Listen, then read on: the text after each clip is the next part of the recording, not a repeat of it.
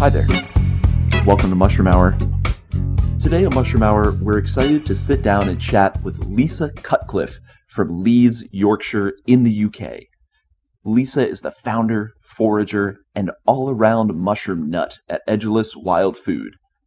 With a degree in biology, being a keen gardener, veg grower, and having a lifelong fascination with nature and wildlife, Lisa is interested in all aspects of wild food and medicinals.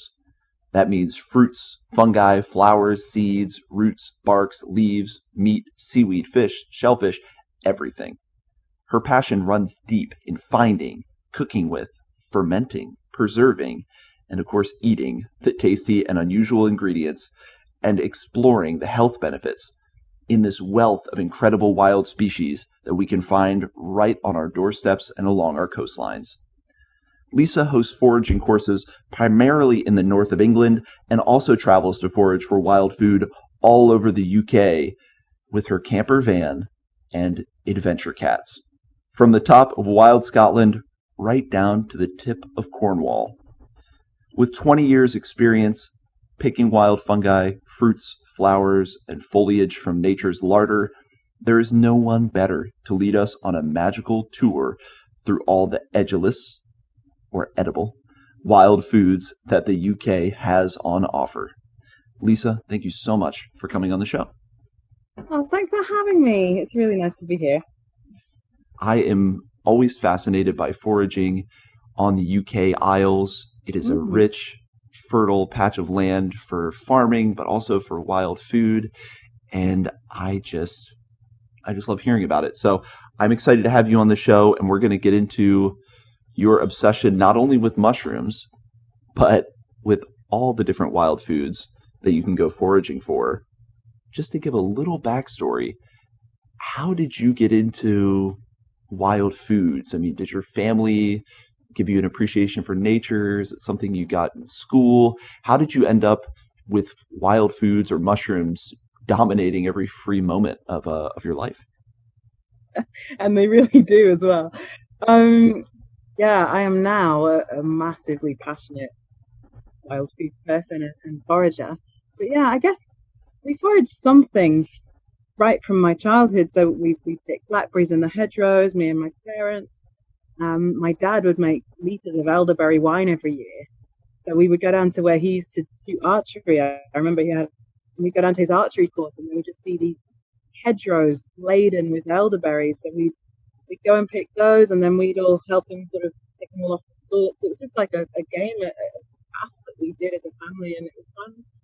We just put this huge heap down in the middle of the lounge, and we just pile all the stuff in the middle, and then we just take one at a time and fork them all off into a bowl each, and we just sit and chat and listen to music. And I know we were probably sort of child labor essentially, but we loved it.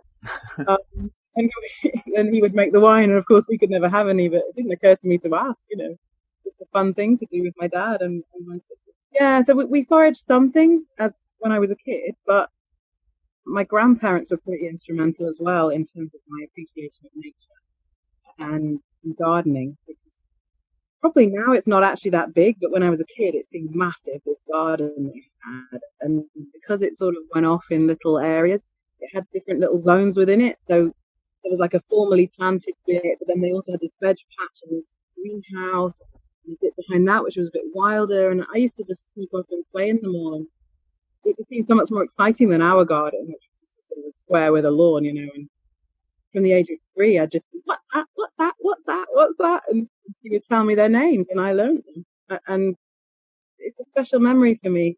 They died in 2000. They both did about 3 months apart. And so I didn't really know them as a full adult, I guess. I missed out on having more of a friendship with them than just a young granddaughter, if that makes sense. Right. It was so lovely because my dad sent me an email the days ago after I did this live forage. He was just saying how proud he was, and he said how proud they would have been of me as well, that all that stuff we did in their garden, and me asking them billions of questions, and the fact I only liked their tomatoes. I wouldn't eat any other tomatoes for most of my life because theirs were sweet and they tasted incredible. And he was just saying how proud they would be seeing this now as well, the kernels that little seed of interest that they saw in me as a kid, no doubt, being what it's blossomed into. Yeah. And I think for anyone who has grandparents that passed away when they were children, we do miss that opportunity to share with them who we are now. And look how I picked up some of these seeds and kernels. It's great for you to get that validation and know that the seeds your grandparents planted really enriched your life and helped you create a more fulfilling life for yourself. It seems like they got you into gardening and appreciating the outdoors and the wild. And that explains like the beginning of that whole kind of wild food and grow your own food obsession. But when did mushrooms come into the picture? Yeah, that was around uni time. I grew up in Hampshire, which is in the county on the very south coast of England, right in the middle. And it's very warm down there, and there's lots of ancient woodland and things, but it's also quite well populated. I came up to Leeds in 1999, came up when I was 19, and I just came up to go to uni. And I just stayed because I love it here. It's a great city. The cost of living is far less than down south. I had a great community here, and I just stayed. During that time at uni, I remember finding out that porcini mushrooms grew in the UK, and that just sparked this thought process I don't think I'd ever had before. I don't think I'd even thought about fungi mushrooms before that, not really. It occurred to me that I'd been sitting there poring over all these field guides as a kid for birds, butterflies, wild plants, trees, bigger wildlife, amphibians, pond life, all of that sort of thing. But I didn't know about mushrooms because I guess they didn't have a field guide for mushrooms on the shelf. And I don't know, I thought, this is a whole area I know nothing about and I want to know about it. So the driver was that I wanted to find a set. I wanted to find a porcino, but I didn't know what to do. So I thought it'd be quite easy. Oh, the foolish, naive girl. I Right, thought it'd be right. easy to go and stumble across a porcino. No. So I got books and I proceeded to try and teach myself. And it soon became obvious that it was a bit more tricky than just that I hadn't noticed them before or something. I started to realize just how big a kingdom this is and how similar some might be. So for ages, it was just me and books and very slow, careful studying. I started to just look at my feet, look at the ground, look up trees more on any walk I did. And I'd say to start with, it wasn't that I went out especially. I just looked whenever I was out and I took my books with me and I started to spot things. And yeah, it was very slow progress to begin with because I didn't know anyone else at all who was interested in this. So it was very much on the side for the first couple of years. And then, yeah, it took me about 5 years to find that first step. You can imagine the dance of foraging joy on that particular day. Yeah, after 5 years of Yeah, it was. dedicated effort. Yeah, well, I'll tell you what happened. It was because I didn't have anyone to mentor me really in real life or even online. There weren't any of these Facebook groups. There wasn't any other support really. There wasn't even that many courses available. I didn't look at that point. It didn't even occur to me that someone might teach courses on these things. And anyway, how would I find out about it? The internet wasn't exactly very well developed at that point. This was around 2000, 2001, I guess. Terrified of poisoning myself. It was just very, very slow. I realized I was in the wrong types of woodland to find a set. I was in the woodlands of the wrong trees. There wasn't somebody there to point out to me that they grow specifically with certain types of trees. And once that penny dropped, it changed everything. This is a tale of you approaching this arcane, hidden kingdom with just your tomes of mushroom knowledge before the internet, before widespread dissemination of this knowledge. Yeah. So that kind of sounds exciting and like something you could get addicted to, thinking like, no one knows about this. I'm on a quest to find these porcini and no one around me is looking for them. I'm seeing things on the ground and in the trees and looking for things that everyone else is passing over. It kind of has a really mysterious feel to it, the way you tell the story. But can't help but admire your dedication hunting for the porcini for 5 years. Did you have an experience with porcini where you had eaten them to know they were this holy grail of fungi? I think it came from a cooking show of some kind. wish I could remember which one it was, but the host and someone else who was mentoring them went out into the woods, and they went and found these porcini mushrooms. And the reference I had to porcini before seeing that was that I'd wanted to make a wild mushroom risotto or something, and I'd followed a recipe in a book, and it said go and get dried ceps or whatever to put into this because it adds flavor. And I went to like a posher shop and looked in the sort of gourmet section and found this tiny little packet of about 20 pieces of dried little shriveled bits of mushroom that they were charging a fiver for or something. And I just thought, whoa, how special must these be? You know, they have to be brought from Right. Italy. And I think because they're called porcini, I assumed that they only grew on the continent, or that was something that was only found in Italy or somewhere. I guess that's what it was, that it just didn't occur to me that they might grow here. And I think that's why when I then saw a show where they go and find some just sitting in the leaf litter in this beechwood, I just remembered it was like mind blown, you know. What, they grow here? And that's what it was. And then I think after that, once I started looking, but had a few demoralizing walks of not finding anything, mainly because I was looking in the wrong woods, it turns out I know now.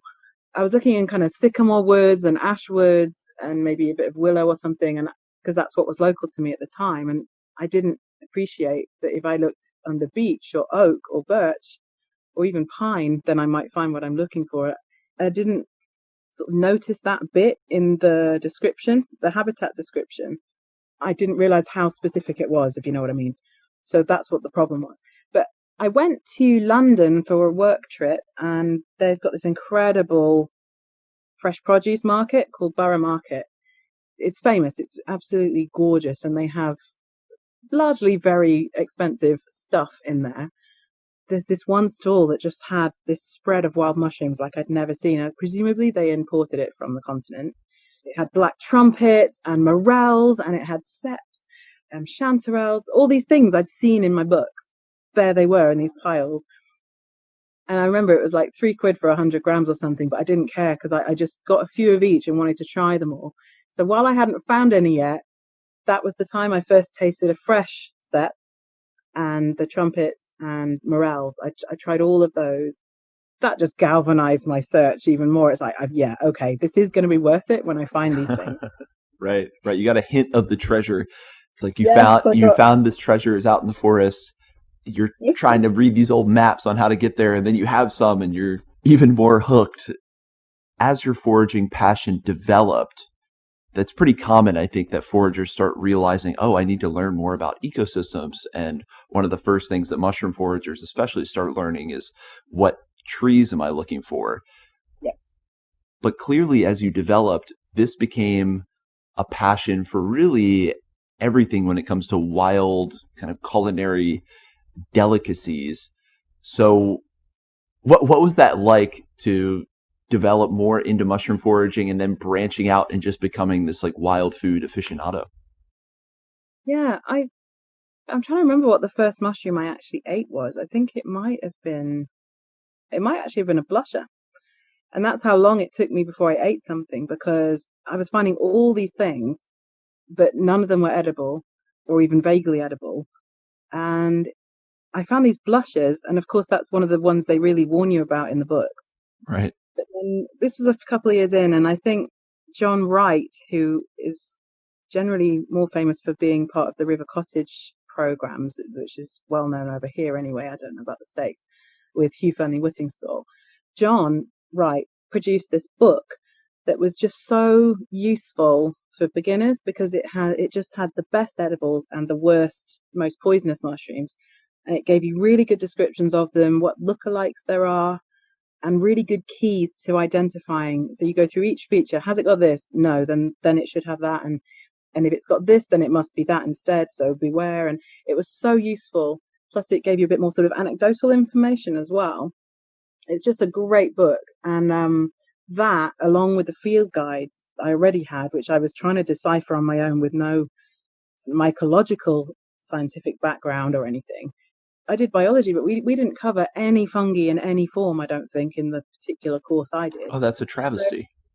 yeah, it is now. I mean, one day I've got this vague idea I might go and do a a master's in something or whatever, but that's certainly nowhere near on the cards at the moment. But, I just thought, oh, I wish I'd known about fungi earlier. But anyway, it just meant that it's quite hard to get your head around the different parts of it and stuff when it's all new words, all new things that aren't the same on animals or plants. So however much you know about those things, it's a whole new vocabulary you need to learn, and a whole new ecology, and the whole characteristics of them are very different, and then very different within that kingdom. So just having field guides to start with was pretty overwhelming, which I'm sure a lot of people experience when they just want to find something they can eat. So that book was instrumental to me. When that finally joined my library, it just pinpointed what I should be narrowing down my vision to. Don't worry about anything that isn't in this book for now. And that was so helpful. Right. That's why, although I think the first one I actually tried was a blusher, which is pretty scary and advanced if you don't know what you're doing kind of thing. I think at that point I knew enough, and he gave me such a great key in that book that I could be sure that I had a blusher. And I did. I was right. I know now that I absolutely had blushers. But it was still really scary trying that first bit, like, what if I'm wrong? It's in the Amanita family, for goodness sakes. But I'm so methodical. I've always been really cautious. I cooked it really, really, really well. Do you know what? That tasted really good because I'd been waiting for ages to eat anything that I'd found. And I'd just been looking in the wrong places to get any really good edibles, So, and up in Leeds, it is quite different to the south of England. You have to be a little more canny as to where you look up here to find mushrooms. The woodlands and the soil's quite different. But then I went south and I went to see my folks, and we went to the New Forest, which is nearby. And oh my goodness, the first day we went out there, I took my dad with me. He was kind of interested, and we went for a little walk. The amount of stuff we found on that day was insane. And I was just squealing and dancing and just totally giddy the whole way around, because we found black trumpets. We found my first set. That was the day we found the first set. I found chanterelles, millers, birch bolete. There was just all these things I'd seen in my book that I hadn't found in Leeds up to that point. And everything just dropped into place. The feel of that environment meant I could find places that felt like that up in Leeds and Cumbria. And then I started to branch out from that, if that makes sense. So there's so much to be said for standing in an environment where you know something is. And it's not so much that you found the thing, what the information that is totally invaluable and can't always be described is how that habitat feels, because then you can look for somewhere else that feels like that. That is hugely insightful. I think foragers have had that pivotal mushroom moment where you get your first great find, or you find that mushroom that's been elusive. And there is that element of looking around like, okay, what is this? What does this feel like? Even if it's not so conscious as saying, what's the exact elevation? Am I on a north-facing slope? I know some people do that, but it's almost just like, what is the setting? What's the general moisture level? What does it look like? And then, like you said, you can seek out other places like that. I think that's hugely insightful. And I think we can safely say that maybe the day that really catapulted Lisa into Edulis Wild Food, finding all those amazing mushrooms. That was the day. Prior to that, did you do traveling around other parts of England to find mushrooms, try other areas if Leeds was tougher than most, or did that moment push you to search out other areas in the UK Isles? So that was still pretty early on in my journey, I guess. Okay. Because I wasn't going out, especially before that, really. I was just looking whenever I went out. And I also wrongly thought that mushrooms were only out in autumn. So it was only 4, 5, 6 weeks of each of those first years that I even looked, because I thought mushrooms were only in autumn, which is another big misconception. So after that, I went home every autumn and had a good session down there and started to learn more where the mushrooms were much easier to find. But also at that point, I was starting to have, my first jobs and things. I had a car. I wasn't so sort of stuck within the city because I could drive away more easily. I started to get to know people outside of Leeds and things. I did start to move around a bit more, but really at that point, my passion was scuba diving. And so any time off I had, we would save up all our money and we would go on a big scuba diving trip somewhere else, Bali and island, and we went to all sorts of incredible places to go diving. So at that time, photography and scuba diving was much more my focus, as well as I always loved cooking, and I'd always loved to cook for people and to create things and make stuff up and sort of start with a base recipe, but make it my own and add these other things. So at this point, I was starting to add in mushrooms and was really enjoying that. But it was just a very much an autumnal thing, and then just the rest of my life was probably fairly normal at that point. It wasn't until I started meeting a couple of other people who were into it. So I was living in Leeds, and there's this other lady who was already teaching foraging here. She's Kenyan, and she again is just so excitable and knowledgeable and just beautiful person, really lovely. And we met through, I actually went on one of her courses, which was a gift from a friend. Her name's Mina, Said Alsop, and she was my first real foraging friend, especially that was local. And I think we were just so happy to have found each other. It was like, oh my goodness, we can go fun foraging. Like, and I was starting to think I really should start looking at plants. The thing is, I already know a lot about plants because I learned all that as a kid. I just didn't know what was edible and what wasn't. So then I started, and the internet was really coming up a lot better then. There was quite a few people posting stuff on Twitter by then and Facebook. Right. People had websites and blogs that were actually about foraging, and I realized there were sort of masters around the country that I could maybe start going on their courses and just learning more. That's when all those things started coming to the fore and were being available, much more available to the average person. And that was really cool. That was when I started thinking, I want to be able to gather something every time I go out, whatever the month, whatever the weather, the season. I want to be able to bring something home to put into my dinner. And suddenly then the curve just went exponential at that point, because I went out any time of year and was looking for, I had more things to look for, which meant that I also then found more mushrooms because I was in different environments. And I realized, oh, why? I know why I've never found scarlet elf cups. It's because I've never been out in the spring and I've never looked in ash and willow woods at the right time. So it's not that they're not here. I just wasn't looking in the right place in the right months. It's a natural extension to get into other elements of foraging if you're already into Absolutely. mushroom foraging, especially because of the seasonality. Once mushroom season's over, or if you're not finding mushrooms that season, you need something else to look for. And that's part of the reason I love hearing about this, is I'm trying to get more knowledgeable about plants as well. But Oh, it sounds brilliant. like mushrooms were the heart of your passion, and then Yes. it just laced out from there into all these Mm. amazing wild foods. And it's interesting to hear about community getting built up around you. So as you're getting more obsessed with plants and other aspects of foraging, how did community start to come into play? Were you a pretty early adopter of getting online into the forage community, or how did community start to affect your whole foraging journey? It just launched it into orbit, I think, really. Not only was I more able to travel and had the means to do that, and starting to get a little bit of extra disposable income, which I probably didn't have when I was just first to be able to travel. And I sort of, well, I didn't deliberately stop going abroad for holidays, but one of my lower back discs, and Oh, it just, yeah, bulged out and burst, I think, we think, and which caused most horrendous sciatica. I was completely unable to move, work, look after myself at all. So that was awful, kibosh on the whole foraging thing too. But the great thing is that coming out of that, the foraging, the slow, intentional walking, that is what helped me get better. I genuinely believe that. Having that there, having already done a lot of the groundwork, using that as a healing and a recuperative thing really helped me, because that got me moving again. And slowly, I got my mobility and my stamina back. And I'm not saying foraging saved my life or anything, but it really was the most wonderful way to get moving again and to be able to get back out.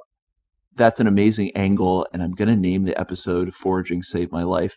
Now, I talk a lot with people about foraging as being this great way of getting people out into nature and communing with nature, because a walk without a purpose can seem arduous or pointless, or it helps to have some lure to get you out there. And I talk about nature as like a therapy for the spirit and a therapy for your emotional self when we're in this crazy world with so many inputs and so much stress. But to think that it's actually a form of physical therapy too is really an Mm. amazing perspective to hear. And I wonder if people who do potentially have chronic pain, obviously every situation is different, but I wonder if people that do have chronic pain or in some aspect of their mobility can find some kind of therapy in like the intentional slow walking, almost like the Thich Nhat Hanh peace in every step, where you're just walking through the forest, being present, Mm. looking for something. That's a really interesting angle to explore and a really, really powerful story. Because I was going to ask what else foraging gives to you besides just food. And it sounds like that's a really big part of it. And I will circle back to the community bit, but that period was really important. And I don't think I realized that it was healing me per se until later, but yeah, it was really important to have that. And then to start to meet other people who did that too. And then, yeah, the internet was opening up at that point. The foraging Facebook groups and things like that were starting to gain momentum. And, people were asking me to admin some of them and that kind of thing. And I had time because I wasn't working all the time at that point, and I was starting to think I'd like to teach people this stuff, and that was all a bit slow just because of my health. I couldn't do it nearly as early as I wanted to. Like I was almost ready to do that, to seriously think about looking into that. Then yeah, this disc problem happened, and it just sort of put my life on hold for a bit. So the two things that there was being able to have something to focus on and to give you that dopamine, that adrenaline rush without it being from physical cardio induced, like you Right, can't get right. your heart rate up when you're walking that slowly. I still can't physically run because I've got a damaged right shin now. And so it's very hard for me to actually get the heart pumping through running or anything like that. I have to really choose my exercises carefully because I can still knack my back quite easily. I know I have to be careful and that I'm living on grace with it, really, because it could at any point just twang and I'm back at square one or worse. So I can do enough to be able to do what I love. And that I am unbelievably grateful for, given that it really might not have gone that way. What a powerful message to be grateful for the mobility we do have. Yeah. And if you are in a totally able body to really appreciate that gift. And Yeah. it's interesting to hear about foraging kind of ushering you into this new phase of your life and developing a relationship. I know people quite intimately who have had life changing experiences like that when it comes to their mobility, when it comes to chronic pain. And you do need to rediscover your relationship with your body and who you are now. And, what a great tool to be able to lean on in that situation. Yeah, you do have to get used to your new self. It's so true. I mean, it's not drastically different for me now. I can do pretty much everything I used to be able to do. Again, it's just that sort of confidence because the foot doesn't have the support that it did have, because those muscles that have atrophied along the front because one nerve in the bundle just got crushed and died, I guess, and never got back. I don't have the control of my instep and to be able to lift my toes up as high as I can on my other foot, which means because you lift your toes up and you put your heel down first when you walk, and you don't notice that you do all this until it doesn't work the way it used to. It took a while for me to mourn that a bit, I guess, that it wouldn't be exactly the same as it would be before. But actually, it's come back to sort of 95% of anything I could have done before if you take out the sort of the usual aging differences in yourself. Ultimately, I'm totally at peace with it now, and I'm just grateful for what I can do. And I forget all about it and I just get on with life until I go out on to get some seaweed on some slippery rocks or something. I think, whoa, hang on. This is actually I have to go really slow here. I mean, this is why I mentioned all this was because that was instrumental to me staying in the UK more because I couldn't have sat on a plane for 10 hours to wherever. I couldn't afford it because I'd been off work for 18 months. So for a long time, I was financially pretty screwed because of it. And I couldn't afford to go abroad and I couldn't have done the diving anyway. That dialed down in my life and the foraging dialed up because I could do it. And actually, the UK is amazing. And I started to travel more within the UK. for the last 10 years, that's pretty much what I've been doing. I haven't really left the country all that much. And especially Scotland and Cumbria, the Lake District, the bottom of those areas are sort of only a couple to 4 hours away from here. And then you can go right up into Scotland and it's, only 8, 12 hours if you go right to the tip. But, that's if you stop a lot. It's really not that far and so beautiful and so different to here. So I love traveling and I love now having a camper van and being able to just go away on any any spare time I have. I just go and it's great. Well, a camper van and adventure cats. That's an important part of this equation, is having adventure cats to bring along with you. They are funny. They are funny. Now, this was something interesting you mentioned. We were talking a little bit before the show, was the idea of balancing a work life with foraging life. And you just said every free moment, jump in the van and start on a road trip. So how have you struck a balance between work life and forage life? Because that's something I have to do. That's something almost every forager out there has to do. How do you find balancing both? Yeah, it's an interesting one because whenever I'm at work, all I want to be is in the woods. And when I then sit and think about how seasonal foraging is, and I do have a mortgage on this little house and it is my house. I'm not sharing that with anyone and stuff. So I'm also grateful to have a stable income as well because the teaching is so seasonal and the foraging itself is so seasonal. I can find something to eat all year, but over the winter, I think I would find it quite difficult to show people enough stuff to really be charging for a day's course or whatever.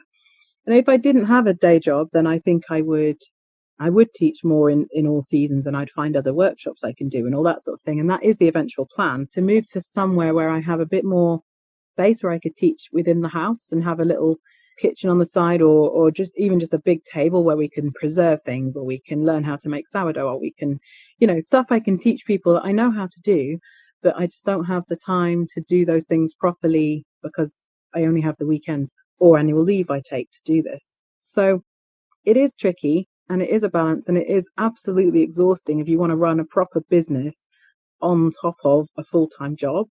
Yeah, it's hard work. And come November, that's the end of our autumn period here. Come November, I am just so knackered, buzzing from having a really great autumn and all the teaching I've done, all the places I've visited, all the people I've hopefully inspired and taught. I'm getting that from their feedback, not just I'm assuming. I'm the ones who take the time to kindly let me know what they thought of it. They're just so blessed by it. And, then they send photos of what they've found or what they've made. And that just makes my day. I love that. All of that is brilliant. But then, I just hibernate for pretty much until February because I'm absolutely exhausted, having hardly had a day off really since sort of March, April when I start teaching again. It's really hard work, but I love it. And even if I'm not teaching all the time, which I'm not, I do like to try and get away and to go all over the country. And sometimes I punctuate that with seeing other people because the more you get into this, the more you find other people who are as geeky about it as you are. But each of them, they have different specialties. They live in a totally different environment to me. And I've just found foragers to be so generous. It's like, come and stay, let's go foraging. And well, that's something that was surprising about going professional, was not what I expected at all, was that other people who teach or who know a lot about it, it's a subconscious thing, I'm sure, but if they know that you're teaching it, then you must be up to a certain level. And they're so joyous and happy to have another forager to go out with because it's not like you're going to be asking about nettles and elderflowers and things that you would teach on a basic course. So it's not like they're giving me a foraging course for free or that they're in teaching mode. It's like Right. they're geeky mode and it's so much fun. And we still learn stuff together, and it's lovely to see their environment or they come and visit me here and we go out here and it's different to where they live. It's just such a joy to be with someone else who's into it as much as you are, even if their specialism is different, because some of them are herbalists or they're much more plant-based or coastal people. And just going out, even if there's more than two of us, just a bunch of people who really love foraging, and we just go and have a day or a weekend somewhere together and just enjoy a different place. It's just been so important to my enjoyment of the whole thing, my well-being, and to connect with people, because most of my community in Leeds, they're not passionate about this like I am. There's only a couple of people who know as much about it to be able to be teaching or to be doing it every available moment like I do. Not many people do that. They like it, but they're not sort of total obsessives like Right. like we are.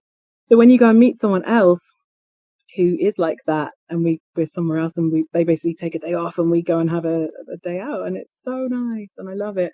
So yeah, I go and see Leanne up in Scotland, who you spoke to before, Leanne Townsend, and friend Nicola, who's lived in different places. And one time we went up to, this is Nicola Burgess, who is Kaluna Wildcraft, and she teaches bushcraft and things as well as the foraging stuff. So it's always fun when I go out with her, because we'll often do some more bushcrafty stuff as well, just because it's fun and we can. We were both up in Scotland for something. She came and did a food festival with me on the coast, and then we had a few days just in the van and went off. And she had access to this property up in a little place called Carradale, and we thought, oh, what should we do with our time? What? There's a beach, there's this, there's woods, there's that. It was kind of June time. She said, well, I've been wanting to do a pit oven in the sand for ages, and why don't we do that? I was like, I would love to do that. I've been wanting to do that too, and let's do it. So we just gathered all the things we needed. We went and found a local butcher's and got some venison, and we knew that we'd probably got to find some shellfish and things. So and I had all these bits and pieces in my van, and we just made it up, and we just got some wine, and we made a little spread on the beach and spent the day there. We dug a pit, we lined it with all these slabs of stone, and we found all these huge sheets of sugar kelp and thought, right, let's wrap the venison with that and put that in the pit. And we got some hogweed buds and some hogweed leaves. Let's put the hogweed around it first, then the seaweed, because it'll impart some flavour. I saw some wild thyme on that rock over there. Let's get some of that. It's that kind of, I don't know, that you bounce off of each other because you've both got enough knowledge to be able to create something together. And it was just, that happens all the time when I meet up with other people, and I love it.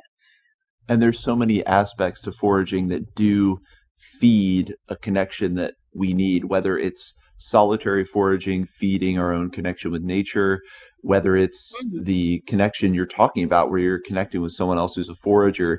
You really tap into this ancient bond because humans have been foraging for so long. You tap into all these different receptors, all these physiological things, but then also spiritual things that are so deeply embedded in us that forms this really powerful connection with someone.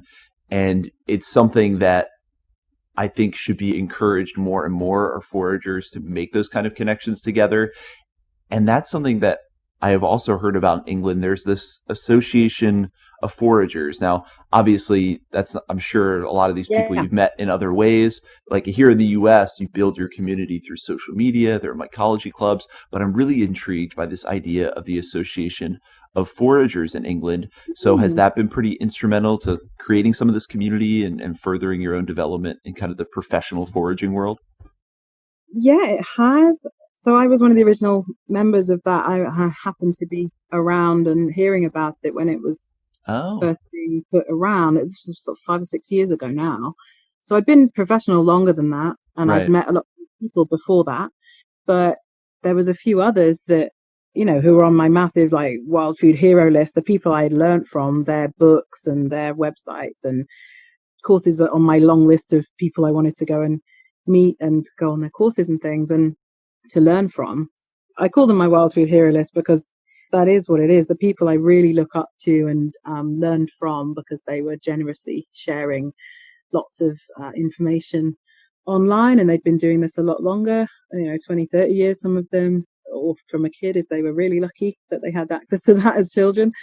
So I'm talking about people, I don't know if you've heard of any of these people, but anyone listening, do go and look these people up if you're interested in foraging and British foraging particularly. So I'd say Fergus Drennan, he's one of them. He was in Kent and is now in Sussex. He's been doing it a long time. And Miles Irving's down that way as well. He does the Forager Handbook. Both of those guys are really very knowledgeable. Robin Harford, who's down in Dorset, he also was posting loads of great stuff. He's an incredible plantsman as well. He's very much about the plants, lots of folklore and history, and very traditional and lost uses for things.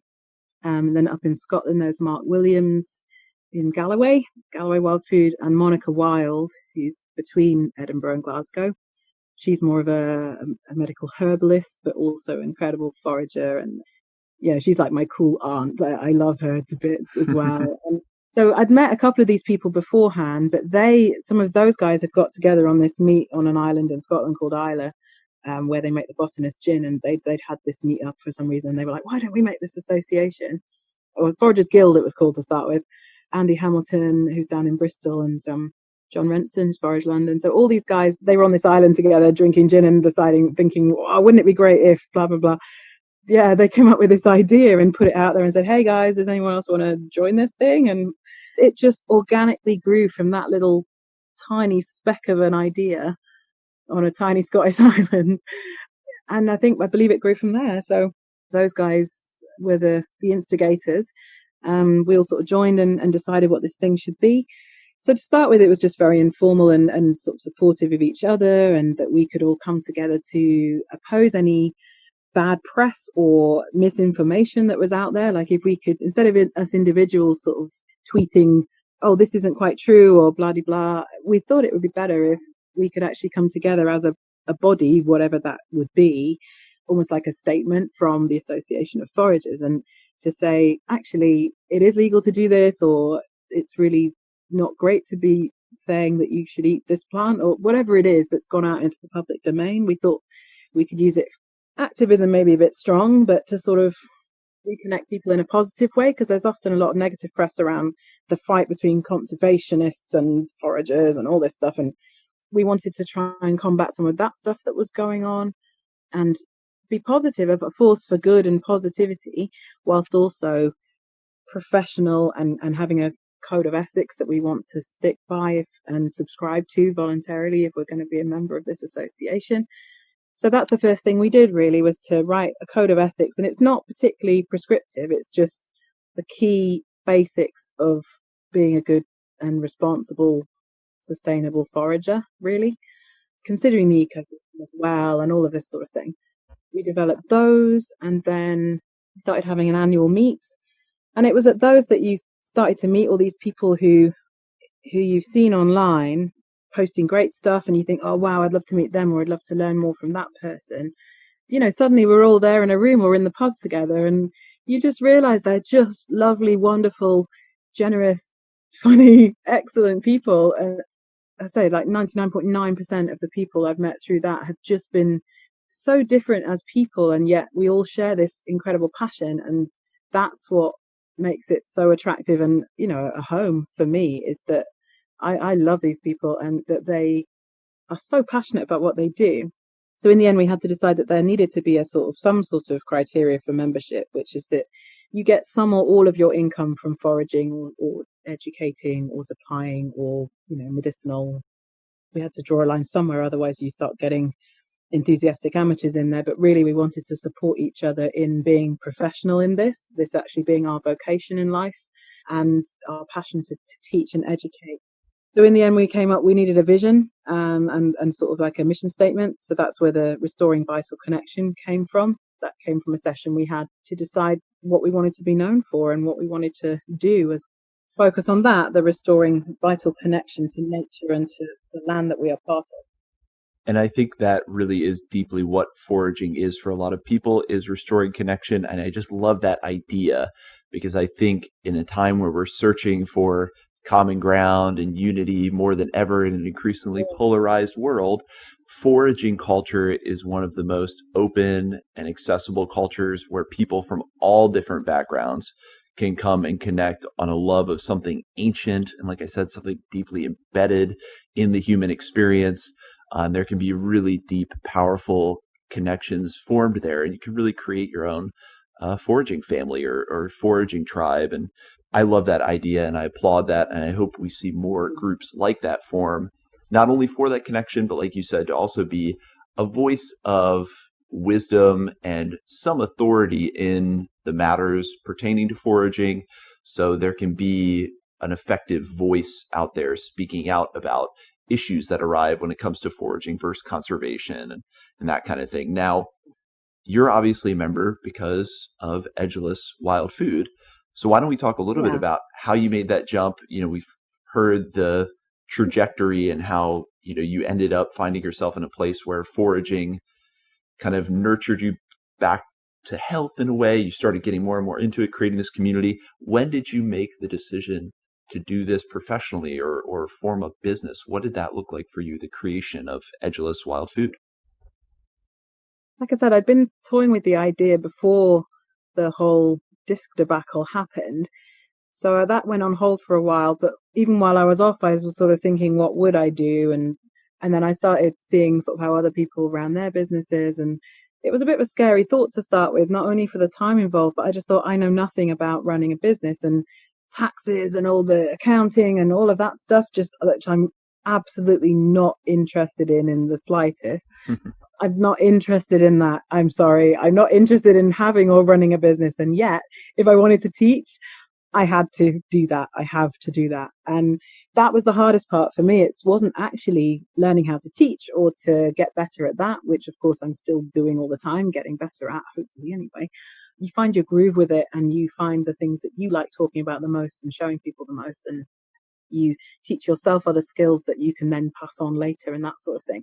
But what stopped me doing it for quite a long time was just the scary part of actually having and running a business and setting one up and not knowing anything about it. So for a long time, I had to try and study that on the side, as well as much rathering to be in the woods somewhere than than reading how to start a business on the internet.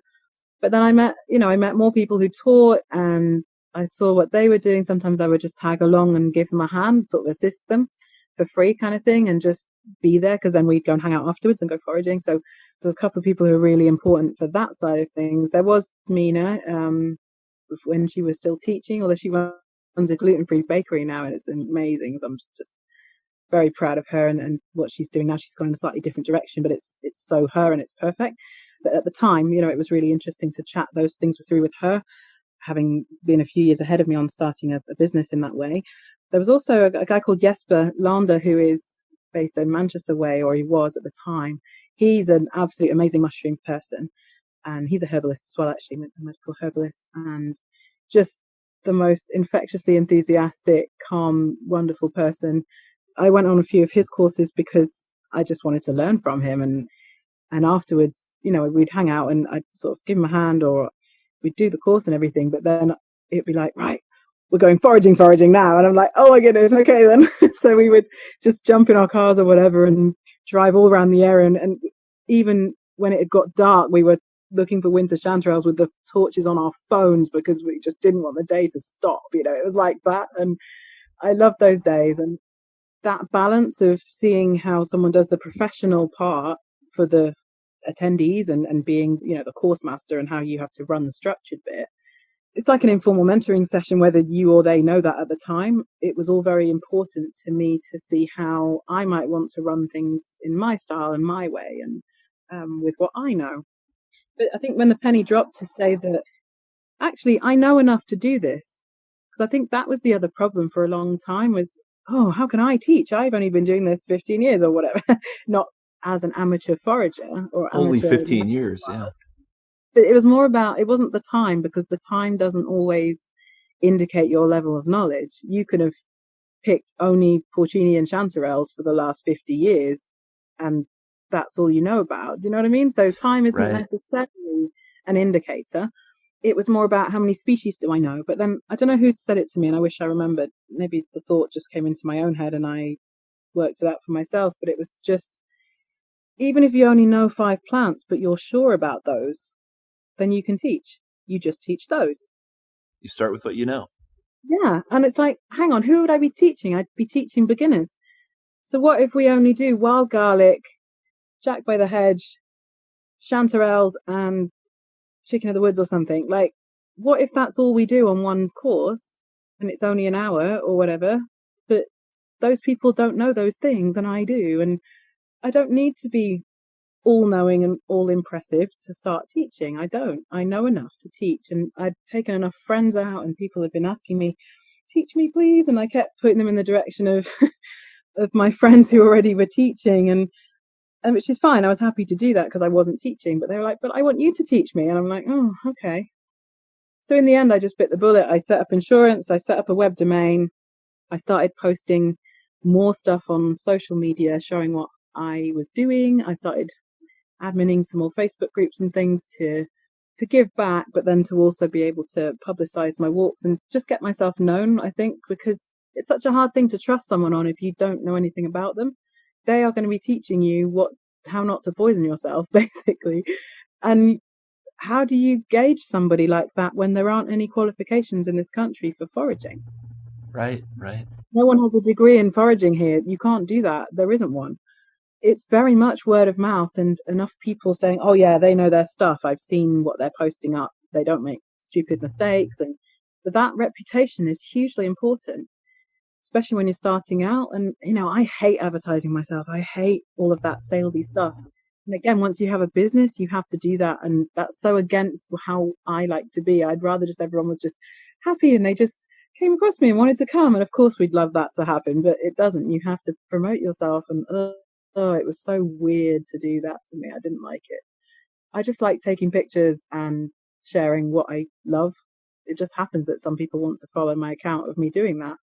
But yeah, once you actually have to advertise yourself to try and get people to pay you money for this stuff, it was really weird.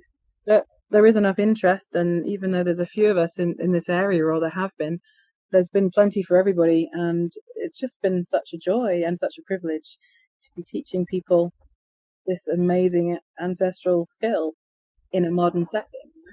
And I think that was some great advice for people who do want to start educating others. There's some sage wisdom in there about, hey, you're teaching beginners, so start with what you know really well. I mean, if everyone waited to be the master of kingdom fungi to even start sharing information, we wouldn't have many people learning about this. There'd only be a couple fountainheads of the knowledge. So it is important for people who, I mean, obviously have their grasp on what's poisonous, what's edible in their area really well and have their basics down really well, but not be afraid to do some offerings that are really limited in scope to keep it safe. But that at least spreads the information and gets people started on their own journey. What does teaching foraging give to you, and has it accelerated your own knowledge of foraging? It gives me immense satisfaction teaching people. It's a real buzz, and it gives me energy, even though I know afterwards I'm just exhausted and have to sleep by 6 o'clock at night sometimes, because I go in the van and just fall asleep because I'm exhausted from the energy I give out. But it still feels so good to do it. The messages and the feedback I get from people just saying, I didn't know this stuff, and I came on this course, I didn't really know what to expect, and there's so much more than I ever dreamt there was, that I had no idea this was such a broad world of edibles. I mean, for example, I could take a group of people around a park in Leeds. So it's still pretty sort of semi-urban environment. It's a big green space. There's lots of little different micro habitats, which is why I use park. I don't normally forage for food in parks, and they're public spaces. And so I start off by saying this place is a showcase of species that you can find everywhere out in the wild. But I use it here because we can park, and I can have a group here, and I can show you so many little environments in one walk of like 4, 5, 6 hours. I can show you 50, 60 things to eat in this park today, in this little walk we're going to do, because there's a pond over here, there's a formal garden there, there's an old ancient woodland there, there's some sort of scrubby rough ground here, and we can do all of that in sort of a mile and a half, very gentle stroll. I can show them so many different things that you wouldn't get. If you went to a normal wilderness, it's probably the same type of habitat for miles. But Right. these parks are actually really useful for a course if you want to give everyone a really big overview of what's good right now. I can show you so many things to eat in one park because there's ornamentals there as well. It's not just our native wild species. If you're in a city, some of the things that are put in the municipal planting, you assume they're not edible because they're not native, but it's just not true. There's bushes and shrubs and trees that are just laden with flowers and fruits and the little shoots that come out and all this sort of thing that you can graze on and you can collect that just rot otherwise because no one's using them. Even around like shopping parks, or there's just so many public spaces that have amazing food in them that just are there because the blossom looks pretty or something, and no one eats the fruits because they just don't know about it. In fact, you could even eat the blossom. I mean, there's so many edibles. I love that when people are just, their minds are blown because they just had no idea that half this stuff, which is also in their garden, by the way, that they could eat it. And just, they're just so full of enthusiasm at the end of the day. And they can't wait to go on another one in another season and to go and put all this into practice as quickly as possible. And I always say, you've been on my course, you can message me anytime. Just send me some really good photos of something. Is it the thing we saw? If you just want a bit of confirmation, try and take me some really good pictures and send them to me, and I'll try and point you in the right direction. Or if you find something you really can't work out what it is and you want a second opinion, just, I'm here to help if I can. So the follow-up relationships are actually quite nice as well. Sort of the people, you see them grow and develop, and you see them on the forums posting all this stuff, and you think, oh, that's so great. They've really taken this and run with it. And I love seeing that. And I think that's what gives me the most pleasure with it. And I do almost always learn something from someone else on the course. Like I'm talking about one particular plant, and then someone else pipes up and says, oh, and they used to use it for this, or the wood is actually great for carving, or something like that. Someone just pipes up with something. And I'm like, that's brilliant. I love that it's a conversation. It's not just me speaking at them for hours. It's people get involved. If they've got knowledge to add, they add it. And it's lovely. That's really the great work, right? Is inspiring people to start developing their own relationships with wild food and with nature, and talk about making it approachable and making it exciting for people. If you are able to show them right in even an urban environment, like, hey, in this green space, you can eat these 5 things, that makes it so accessible. Because I think that is a big barrier for people is foraging. I have to go drive out in the middle of the nowhere in the woods and start looking at the sea of green. It's like, well, let's start with making it as approachable as possible. I just love hearing about that other social relationship that foraging gives you, not only with your peers, but also with developing your students or the people you teach, then seeing them develop their own passion, like you're saying, seeing them post on message boards and start their own journey. I mean, that's really what it's all about. That's really what it's all about, is spreading this knowledge.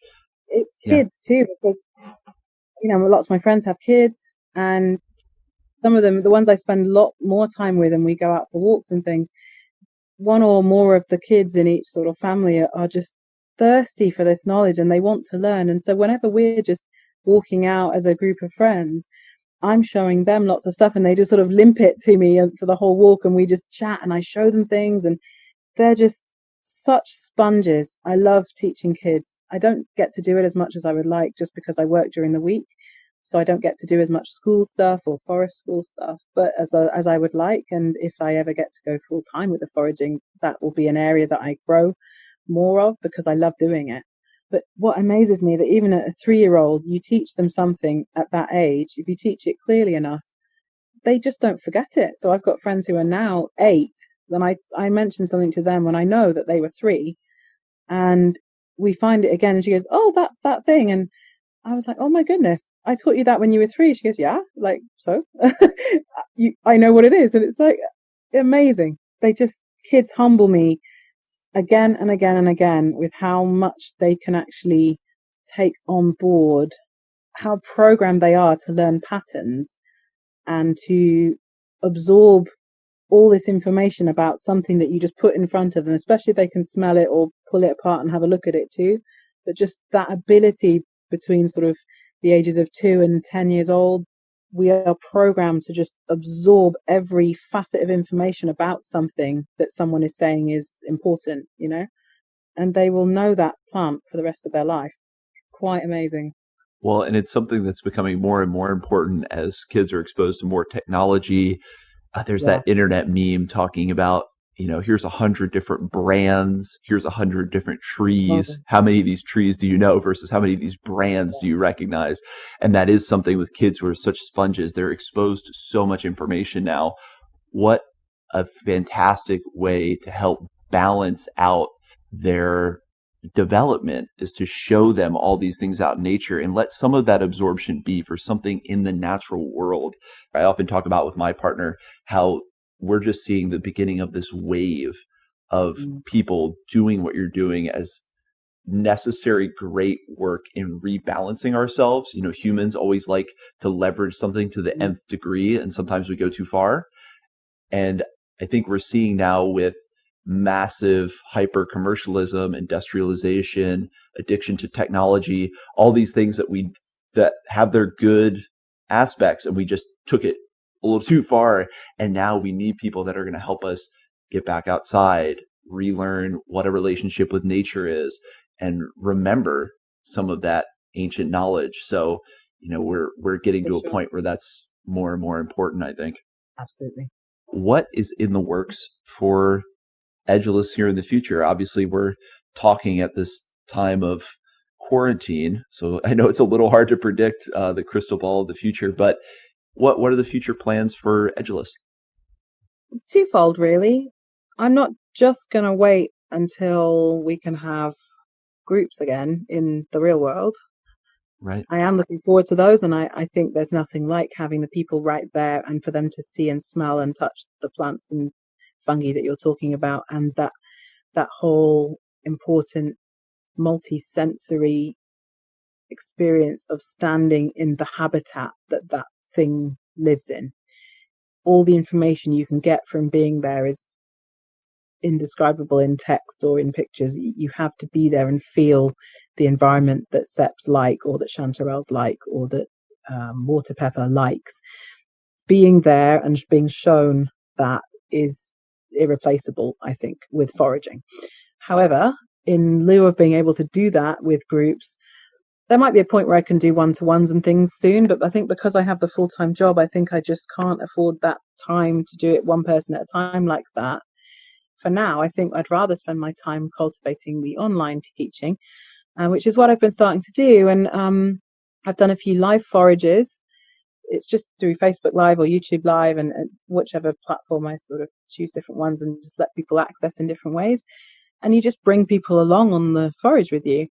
And that's been surprisingly popular. And I know it's free, so it's, of course, you're going to get more people, but it's nice to be able to share that knowledge, especially during these times when people maybe can't afford to come on a course anyway because their livelihoods have been damaged by the coronavirus stuff or whatever else might be going on for people. It's not about money anyway for me. It's much more about just teaching and sharing this knowledge, that this thing I'm passionate about. But I'm also going to, I've been doing sort of webinars and more sort of intentional classes that are me at home showing you how to make XYZ, or preserving certain things, or winemaking, or whatever I decide to do a little class on, that I can do in that time and that people can do by watching and then following the instructions I give them after I've talked them through it. Or right. So it's usually just a lesson, and then they can go and give it a try for themselves, and they can ask questions and stuff, and then they hopefully pretty prepared to give it a go at home. So some of them are out on a live forage, so you can show people stuff in situ as best as possible. You know what? Our phones are amazing these days. The resolution on them and the feed quality that you can get in somewhere like Leeds anyway, because we've got, great 4G here, and it's only going to get better, no doubt, in the future. It's good enough quality now that you can just take your phone out and show people all this stuff. So I've been doing that a lot more, and I think it would have gone in that direction anyway, but the lockdown we've had, I've still had to do my day job, but it's from home, and so I have been hanging around home a lot more, and it's been great to just bring people along with me when I go out for a forage, and it's a way in for them. It's a start, and it's, okay, this is a big subject, but actually the messages I've had of people coming in from saying like, oh, I found some of this after your talk, and I'm giving it a try, and they show me the photo, they just want to check it is, and yeah, that's right, go for it. just the joy that's bringing them and the confidence to just dip the toe in, But actually learning how to do that means I could do that properly and do it much more professionally and offer that as another facet for those who don't live locally or can't do weekends or whatever. Absolutely, because not everyone gets the same experience from reading a book. That doesn't make it tangible. It doesn't make them feel like they're prepared to go out in the forest versus there's a whole generation, people myself included, who are raised on kind of YouTube University. I want to see a video. I want to see someone doing it in situ. I want it because there's also this element which the lockdown has obviously made even more crystal clear is you can't always travel or make it to one-on-ones, even though that is the best scenario. So I think we already know how powerful a medium that video is, but I think we're starting to see foraging just tap into that amazing potential to share those outdoor experiences with people. Let them live vicariously, but also let them see themselves doing it. And, it's something that I always kind of liken to gardening. Think of how many hobby gardeners there are, how many videos there are about gardening, how it's something everyone does. I think wild food and a relationship specifically with mushrooms could be like that, but we're just at the beginning of that wave. And I'm sure you've learned a lot from doing your online videos and putting those out there. I have, and the mushroom ones are much more unpredictable because fungi are much more unpredictable, and Right. it's all right doing like you just film a little soundbite when you see something, but doing them live is much more scary because plants, I know where they are, they'll be there, and I can plan a route and just show you what's there. That's fine. But once you bring fungi into the equation, all I can do is go to somewhere that I know has some mushrooms and just hope that something shows up in the time that I've said, right, we're going live from this time. Those ones are much more scary, but they're much more joyful as well because it surprises me as much as it surprises everyone else when something comes along. And I did one the other day, and it was chicken of the woods. I knew we were in a wood where it can happen. There was lots of oak trees around, but I didn't know that there would be one. I was just talking about it and saying, "Oh, I'm hoping on this walk we'll see one of these." And then suddenly, just completely genuinely, it was like, "Hang on, I've seen some yellow. Oh my goodness! Right, let's go and see quick. I've got to make you be able to see this." And sort of zoom in. Can you see it? Can you see it? Oh, great! It's on a log out in the water. Oh no! I was just thinking, oh, this is going to be hilarious if I fall in, even though it won't be for me, but it'll be great TV. Right. Had to shimmy out on this log to try and get these chicken shelves that were sticking out to the side. It was very funny. But, the comments coming up on the screen in the live feed were just hilarious. And get it, get it, get it. And, oh, I can't watch. And it was just so fun. The whole interaction of it was just lovely. Yeah, that really made that particular feed was my favorite part. We saw that after the live, and there was like this immense sense of satisfaction when you finally get the chicken of the woods. She did it. Like, we went on that journey with you. And I do encourage people to check out your videos. They are really fun. Obviously, they are really informative. And I love the idea of showing people how to then transition those wild finds into forage food. Obviously, there are people that do that, but not enough, because I forage a lot. I know other people who forage, and we don't get super creative with some of the things we find. So it is Sometimes it nice. doesn't need it. Sometimes you just want to eat it simply and taste it. But yeah, it is fun to do more interesting things with them as well. And now that I've got the equipment and I feel like it's wanted and people are enjoying it, I'm definitely doing more of those. So for that chicken, it became chicken fajitas, and I made that into a really nice meal with loads of non-forage stuff. But that's the thing. Just because I'm a forager, it doesn't mean every meal has to be all wild. And some people like that challenge, and I enjoy that occasionally. But most of the time, it's normal foods, normal types of meals. I've just swapped out stuff to be using the wild forage stuff instead, and it also helps with eating less meat and all those sort of things. If I've got mushrooms around, especially big meaty ones, I don't eat meat much at all when that's all going on. It's great. It's just part of my life, and it has been, and I love that it just meshes in beautifully with the way I like to cook and what I like to eat.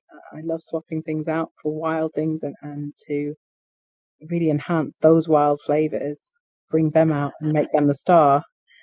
or you just add them in as a seasoning. Like it doesn't matter. I'm not worried that something isn't wild enough. I'm eating a pizza and I just put a bit of seaweed on the top or something. Like it's not. I don't think that's a bad thing. Then other times it'll be all around that wild ingredient. That's what I'm making it around.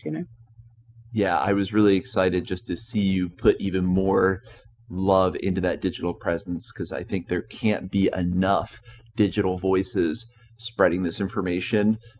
Hmm. Again, especially during a time of lockdown when we're all realizing that some of these really complex systems that we enjoy that have food at the Mm. grocery store, it's nice to get back to some more resilient skills of being able to find your own food and make some things with wild food, or at least use wild food as a supplement.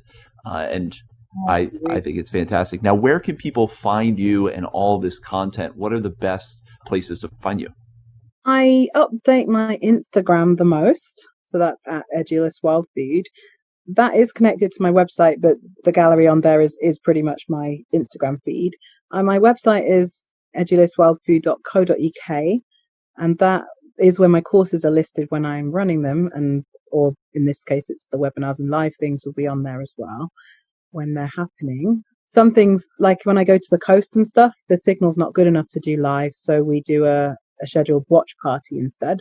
So I upload it and then I say, right, we're all going to watch it together at this time, and I'll be on live answering questions. So I'll answer them that way instead of on the video feed, because I like to do the coastal stuff as well, and people are really keen on that.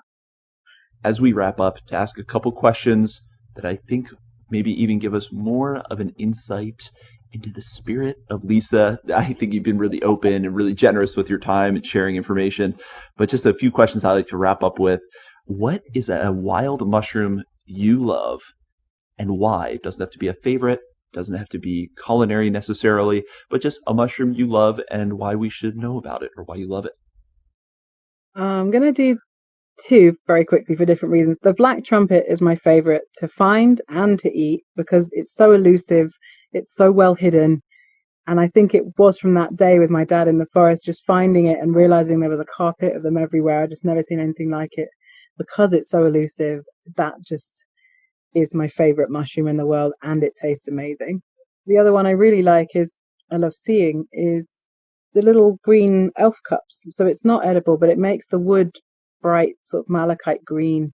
But when you actually catch them fruiting, and there's these tiny little blue green cups all over the wood, it doesn't fruit that often. It's quite hard to catch it doing it. So I love it when I find them fruiting, and I just think that color is stunning. It's the most incredible greeny blue. Yeah, I was even reading that some wood carvers seek out wood Yeah. that have that mushroom because it is such an amazing effect. One day I want to make my own mushroom knife, and when I do, I've always wanted to put that as the handle scales and use that wood. I want one too now. That's Yeah, genius. yeah, yeah. The problem is it's a rot, so the wood is very unstable. So you'd have to set it in resin or something to be able to use Well, I'm willing to do it for that amazing a knife. Let's set it in resin so I can have that all the time. Now, what is a favorite of yours in terms of a simple wild mushroom food recipe? Maybe with black trumpets, because those are the ones you love. But what's a it. simple wild food recipe with mushrooms that we should know about? I love just cooking up a load of wild mushrooms and having just toasted bagels or something like that. Have a really loosely, only just cooked, really good eggs scrambled, and then sort of wild garlic pods in there and all that sort of thing. So you have this pile of mushrooms, which has been done with sort of, I don't know, sherry or whiskey or something, and then a little bit of creamy stuff, whether that's plant based or not, but whatever's to hand and whatever you eat. And then have the killer bit for me is the little spoonful of chutney on the side. So whether that's caramelized onion or more of a wild one, it's just that sweetness with the eggs and the mushrooms and the toasted bagels. That's really, really good. But I also love them on pizzas because I've got a wood-fired pizza oven. It's a portable one, and I just take it out with me and we make pizzas. As we go for a forage, I've made some dough and it's just been sitting proving in the van or whatever. And then you just roll it out and make pizzas. Have like a nettle dough or something, and then we've got some, like, I don't know, smoked wood pigeon breasts and the black trumpets and bits of seps or thick balsamic vinegar or something, like elderberry balsamic vinegar on it with the wood and stuff. It's amazing. Then you just scatter it with flowers and leaves. And it's just the most amazing woodland on a pizza sort of thing with this green base, wild garlic pesto instead of tomato. And I love making those kind of things just out in the woods when we're wild camping or something. I just bring the oven and we just have a fire and we make pizzas or flatbreads or something. And the mushrooms in or on those, also just such a simple but wonderful pleasure. That's now officially on my wish list is a portable pizza oven, so I can take it Yeah, out I foraging. recommend it. That sounds genius, and even better because it's lunchtime my time.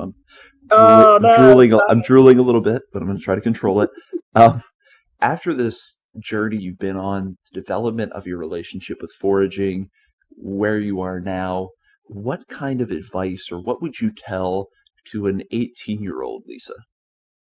I don't know about 18-year-old, but certainly as a child, I wish I'd had a fungi book alongside all the other nature books. I wish I'd found out about mushrooms earlier. For the 18-year-old, I think it would be to follow those passions, just focus on what you're good at and what you really passionate about. Sort of think out of the box a little bit, I guess. So I kind of wish I'd known some of that earlier. I also wish I'd got a camper van years ago. I would have said to my 18-year-old self, get a van, get the best van you can afford, and just take it around. And yeah, I wish I'd got a van instead of a car for a long time before. I That would think have really opened my horizons a bit more, I think, earlier on. I think that's good advice to people of any age is commit to van life now because Do it while you can. it will expand your horizons so much when it comes to foraging. That's funny because I talk to a lot of people and it does seem like having a truck or van makes a big difference in the forage One of the experience. best things I ever did. Yeah. And now after that body of work and building up Edulis and doing what you do, what is the lasting impact that you hope to make from that? What's the lasting impact you hope to make with your work in foraging? It is that reconnecting people with our earth without sounding too hippie about it, because that's not what I mean. It's important for everyone. I think it's ingrained in us as humans to be connected to our surroundings and our environment. We are part of the ecosystem. We are part of this world, and we're increasingly disappearing into the digital world or into our houses or flying abroad and not sort of being where we are. It's like when you're home, you just try and find things to keep the kids entertained, usually with screens or whatever these days, and you have to just do the daily grind of school and work and keeping the house up and all of these things and struggling to try and improve your situation. I'm not to say this is everybody, because I know a lot of people are very connected to nature and always have been, but a lot of people aren't. And I see, especially living in a big city like this, the amount of people who sort of I come into contact with and who just don't know anything about plants, or they don't know where their food comes from. They're not even sure enough of what a blackberry looks like to go picking blackberries, which to me was one of the most basic things you do as a family when you're kids, and that just shows that I'm a different generation to them even. And yeah, they just don't know anything, and that shocks me every time and saddens me greatly. So even if I could teach everyone I meet just to think about it slightly differently, or even that I teach them one plant that they then remember for the rest of their life, and maybe they can enjoy foraging that one thing, even if it's blackberries or wild garlic, and they never do anything else, that's fine. If I can give them that, or just open that thought process and start that journey, even if I never know if they do or not, to plant those seeds, I think that is brilliant. That's what I love. I hope that over time, with all these hundreds and thousands of people that I meet or touch in that area of thought and development, I hope that that will build to the general population gradually coming back to nature and to reconnecting with it through food and through things that are familiar, and coupling with other people doing the forest bathing and the mindfulness and the all the bushcraft stuff. I think there's now an increasing hunger for going back to some of that stuff, because we're aware that we're losing and have lost that knowledge. Yeah, that's the best part of it for me, is seeing people reconnect and reigniting, or maybe igniting for the first time, this eye-opening. Just seeing what's around them properly for the first time, perhaps. An incredibly noble aspiration. And I think in so many ways, that's the beginning of the solution to so many quote unquote societal ills that we see. Yeah. So I think it is a noble aspiration. And I am so grateful that you are out there doing that work and doing your part to change the mainstream perspective and helping us all remember that connection. Well, Lisa, Thank you. thank you so much for being on the show and sharing your time with us, sharing your story. I think it's been hugely inspiring and insightful, and just thank you so much for the time. You're very welcome, and yeah, it's been a pleasure. Thanks for inviting me.